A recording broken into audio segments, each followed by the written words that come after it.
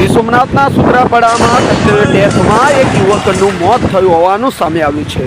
જી હા, વિડીયોમાં સ્પષ્ટપણે જોઈ શકાય છે કે ગીર સોમનાથના સૂત્રાપાડા વિસ્તારના પોલીસ સ્ટેશનમાં લોકઅપની અંદર બંધ એક યુવકનું કસ્ટડી ડેથ મૃત્યુ થાય છે। સ્પષ્ટપણે વિડીયોમાં જોઈ શકાય છે કે કઈ રીતે આ મૃત્યુ થયું છે। સમગ્ર ઘટના બાદ પોલીસ તંત્ર દોડતું થયું છે અને આ સમગ્ર ઘટના બાબતે પોલીસ તંત્ર ઉપર એક સવાલ ઊભો થાય છે કે યુવકનું કઈ રીતે કસ્ટડી ડેથમાં મૃત્યુ થયું છે।